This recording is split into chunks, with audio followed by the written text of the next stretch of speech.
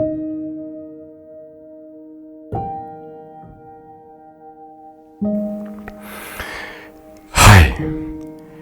Welcome to mind all minds. So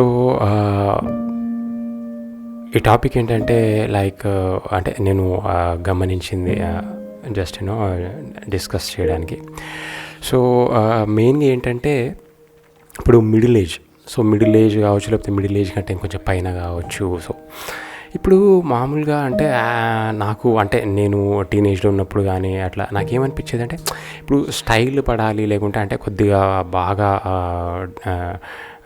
అంటే మంచి దాని ఏమంటారు డ్రెస్సింగ్ డెకరేటివ్గా ఉండాలి అని ఎవరికి అనిపిస్తుంది అంటే బేసిక్గా టీనేజ్ కానీ పిల్లలకు కానీ ఎక్కువ అనిపిస్తుంది అని అనుకునేవాడు అనమాట. సో మరి మిడిల్ ఏజ్ పెద్దగా అయిన తర్వాత మెల్లమెల్ల ఇంట్రెస్ట్ తగ్గుతుంది కదా, వాళ్ళకంత ఏముంటుంది అది ఇది అని అట్లా అనిపించేది చిన్నగా ఉన్నప్పుడు.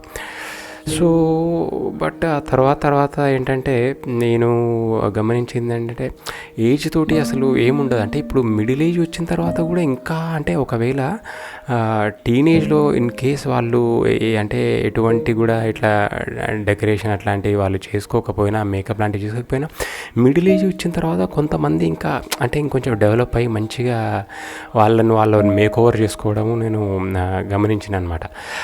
అట్లా కాకుండా ఇంకా కొంతమంది ఇంకా ఓల్డ్ అంటే 60+ వాళ్ళు కూడా అంత నీట్గా తల దూకోవడము, జెంట్స్ కానీ లేకపోతే లేడీస్ కానీ అంటే బొట్టు పెట్టడం, నీట్గా బొట్టు మీద బొట్టు డబల్ అట్లాంటివి. సో అంటే కొద్దిగా ఎట్లా అంటే ఆ కేర్ అనమాట, అంటే ఒక స్టైల్ మెయింటైన్ చేయడం అనేది.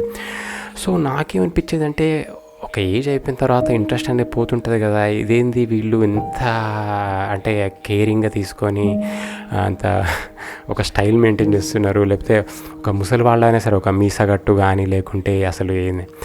సో తర్వాత నాకు అంటే నేను తెలుసుకుంది ఏంటంటే ఏజ్ తోటి ఏముండదు. ఇన్ కేస్ నిజానికి ఇప్పుడు ఒక ఏజ్ అనేది పెరిగిన తర్వాత వాళ్ళకు ఇంకొంచెము అంటే ఒక డబ్బు అంటే రావడము, ఒక కాన్స్టాంట్గా ఒక సోర్స్ కావడము. సో అప్పటి నుంచి వాళ్ళకు ఇంకొంచెం నీట్గా ఇప్పుడు టీనేజ్లో అంటే ఒక్కొక్కసారి ఉండవు, ఇంట్లో ఇస్తారు ఇయ్యరు, లేకపోతే అప్పుడు ఒక కన్ఫ్యూజన్ అనమాట. అంటే ఎట్లాంటి స్టైల్ని మనము ఒక ప్యాటర్న్ని మనము ఫాలో కావాలి అని.